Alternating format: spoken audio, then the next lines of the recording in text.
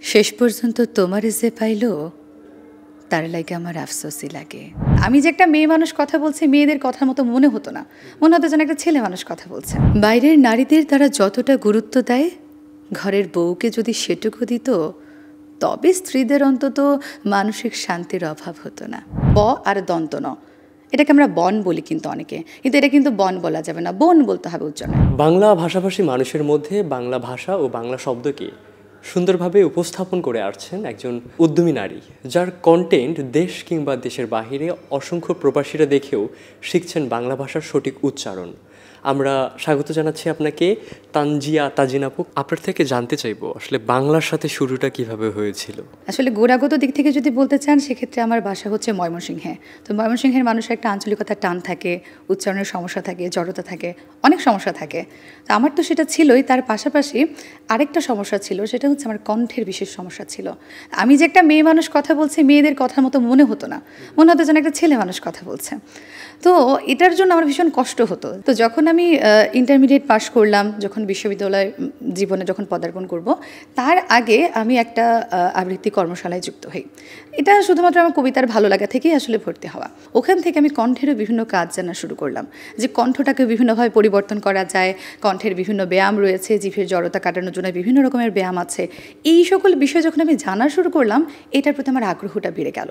তখন মনে হলো যে না, আমার তো এটা থেকে এটা তো আমার মূল সমস্যাটা ছিল, এটা থেকে তাহলে আমি বের হতে পারি। তো তারপর থেকে ওখান থেকে আমার চর্চা শুরু 2015 সাল থেকে, আর এখন অবধি আমি এটার সাথে লেগে আছি। এলএমই সার্টিফাইড বিশ্বসেরা কপারে তৈরি ওয়ালটন কেবলস, যা আপনার স্থাপনাকে রাখবে সব সময় নিরাপদ। তানজিয়া তাজিন হচ্ছেন একজন অর্থনীতির শিক্ষার্থী। সেই জায়গা থেকে বাংলার মতো একটা বিষয়কে রপ্ত করা, এই জার্নিটা কেমন ছিল?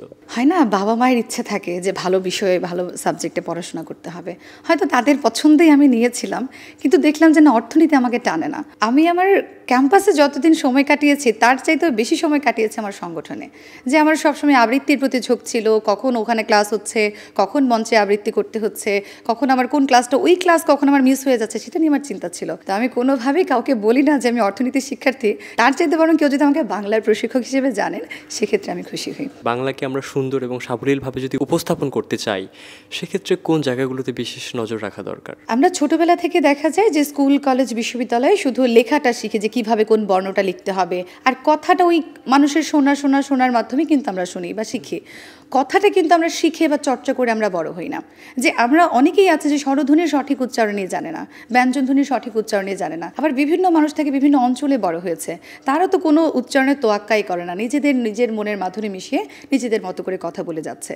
তো যদি আপনি সুন্দর করে কথা বলতে চান বা উপস্থাপনা করতে চান, সবার আগে আপনার উচ্চারণটা শুদ্ধভাবে জানতে হবে। আমাদের প্রমিত উচ্চারণের নানান নিয়মকানুন রয়েছে, সেগুলো মেনে যদি সঠিক উচ্চারণে আপনি কথা বলেন, সেক্ষেত্রে যে কোনো উপস্থাপনা আপনার সুন্দর হবে।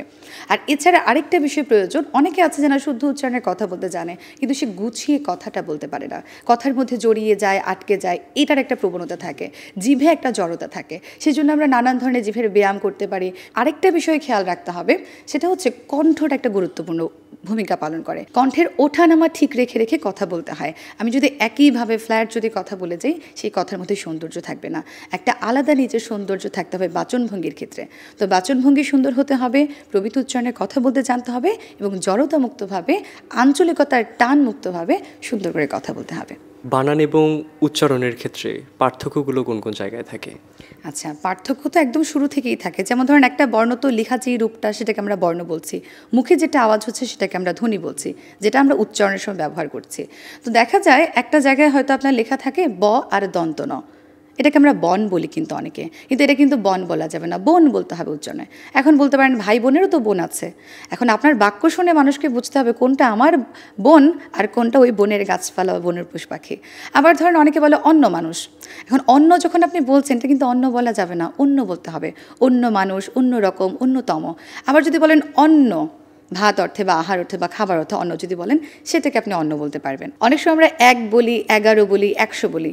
আবার যখন একটি বলি, যখন একটু বলি, তখন কিন্তু আবার এটাকে পার্থক্য করে উচ্চারণ করছি। কখন আমি বলছি, কখন আমি এ বলছি। তো বানানে তো একটা এই লেখা থাকে। এখন আমরা কিভাবে বুঝবো কোথায় আমি এ বলবো, কোথায় আমি বলবো? বানানে কিন্তু অধ্বনিই থাকে, মানে স্বরে অই থাকে। এখন আমি কিভাবে বুঝবো যে কোথায় আমাকে অ বলতে হবে, কোথায় ও বলতে হবে? বানানের মধ্যে দেখা যায় সাধারণত কারগুলোর মধ্যে তেমন সমস্যা থাকে না, কারের যা উচ্চারণ, কারের যা বানান সেই অনুযায়ী উচ্চারণ করতে হয়। কিন্তু ফলা যখন কোথাও থাকে, ফলাগুলোর কিন্তু উচ্চারণের পার্থক্য করতে হয়। যে জ ফলা, ব ফলা, ল ফলা, ন ফলা, এগুলো আলাদা নিয়ম জানতে হয়। অনেকে বলে আমার বাড়ি ব্রাহ্মণবাড়িয়া, এরকমও বলে অনেকে, আসলে বলতে হবে ব্রাহ্মণবাড়িয়া। যখনই হ আর ম যুক্ত থাকবে MHO উচ্চারণ হবে। আবার যখন ধর অনেকে বলে চিহ্নিত তো বলা যাবে না, চিহ্ন বলতে হবে, কারণ যখনই হ আর ন একসাথে থাকবে তখন NHO উচ্চারণ হবে। আবার অনেক সময় দেখা যায় অনেকে বলে ঐতিহ্য, দাহ্য, বাহ্য এরকম করে উচ্চারণ করে। ঐতিহ্য কিন্তু বলা যাবে না, ঐতিহ্য বলতে হবে, কারণ হ আর জ ফলা যখন থাকে ঝয়ের মতো উচ্চারণ হয়, সাথে কার না থাকলে আবার ওকারের উচ্চারণ হয়।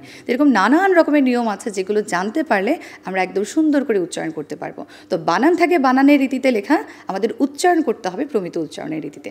একটা কবিতার আবৃত্তি শুনতে চাই।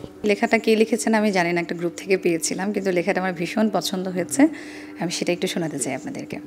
শেষ পর্যন্ত তোমারে যে পাইল, তার লাগে আমার আফসোসই লাগে, বুঝলা? সে জানলো না তোমারে হারাইলে কেমন লাগে, কেমন লাগে তুমি সারা রাত জাগনের বেদনা। না, জানলো না তোমারে আবার একবার দেখতে চাওয়ার আকুতি কেমন হয়। সে জানলো না তোমার সাথে স্মৃতিগুলারে জড়াইয়া বাঁচার কি কষ্ট।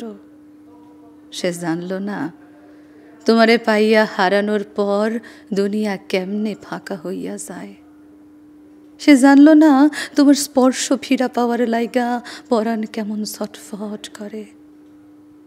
সে তোমারে পাইল, কিন্তু তোমারে হারানোর ব্যথা পাইল না। সে বিরহ চিনল না, সে প্রেমের দুঃখ কেমন তা বুঝল না। সে জানল না একটা সারখার হইয়া যাওয়া জীবন টানতে কেমন লাগে। সে সুখ ঠিকই পাইল, কিন্তু তোমারে হারাইয়া শক্ত হইল না। এই যে তোমারে হারাইয়া ফেলার পর কোনো কষ্টই আমার আর গায়ে লাগে না। সে তোমারে পাইয়া আমার মতন পাথর হইতে পারল না। নিজের লেখা কোনো কবিতা বা এই কবিতার একটু আবৃত্তি আপনার থেকে শুনতে চাইব। আচ্ছা, আমি কবিতা লিখি সেটা আমি কখনোই বলবো না, আমি ছোটোখাটো লেখা লিখি মাঝে মাঝে। তো তেমনই একটা লেখা আজকে আপনাদের একটু পড়ে শোনাচ্ছি। মেয়েরা বিয়ের পরেই স্বামীর সান্নিধ্য পছন্দ করে, স্বামীর কাছে সময় চায়, স্বামীর সাথেই ঘুরতে যেতে চায়। তাদের কাছে স্বামীরা কখনো পুরনো হয় না, বাড়িতে স্বামীদের পরিপাটি হয়ে থাকা লাগে না। বৌদির সেসব নিয়ে মাথা ব্যথাও নেই, তারা শুধু চায় হাত থেকে ফোনটা সরিয়ে স্বামী যেন তাকে সময় দেয়, তার কথা শোনে কিংবা তাকে কিছু বলে। বাড়িতে হাজারটা কাজ করার পরেও স্ত্রীরা গল্প করতে ক্লান্ত হয় না, বরং সারাদিনের কথাগুলো বলার জন্য হাঁসফাঁস করতে থাকে। তাদের শুয়ে পড়লেই ঘুম চলে আসে না, বরং ঘুমন্ত স্বামীর দিকে চাতক পাখির মতো তাকিয়ে থাকে। এই পুরো বিষয়টাতে টাকা পয়সার কোনো হাত নেই, সৌন্দর্যের হাত নেই, বিষয়টা ভালোবাসার। স্বামী সুন্দর কিংবা অসুন্দর, টাকাওয়ালা কিংবা গরিব, পুরনো কিংবা নতুন, এসব সত্যিই কোনো ম্যাটার করে না। তারা শুধু ভালোবাসার মানুষটাকেই ভালোবাসে। অথচ পুরুষ মানুষের কাছে ব্যাপারটা উল্টো, তাদের কাছে বউ পুরনো হয়, বউকে ভালো লাগে না, বউয়ের কথা ঘ্যান ঘ্যান মনে হয়। বাইরের নারীদের তারা যতটা গুরুত্ব দেয়, ঘরের বউকে যদি সেটুকু দিত, তবে স্ত্রীদের অন্তত মানসিক শান্তির অভাব হতো না। বাংলা নিয়ে আপনার ভবিষ্যৎ পরিকল্পনা জানতে চাইব। এখন যেহেতু আমি ইতোমধ্যে অনেক বছর ধরে কাজ করছি, আগে নিজে শিখেছি, এখন শেখাচ্ছি, তো এই শেখানোর প্রক্রিয়াটাই চলমান থাকবে। যতদিন বেঁচে থাকবো হয়তো এই বাংলা উচ্চারণ, আবৃত্তি, উপস্থাপনা, সংবাদ পাঠ এগুলোর সাথে কাজ করে যাব।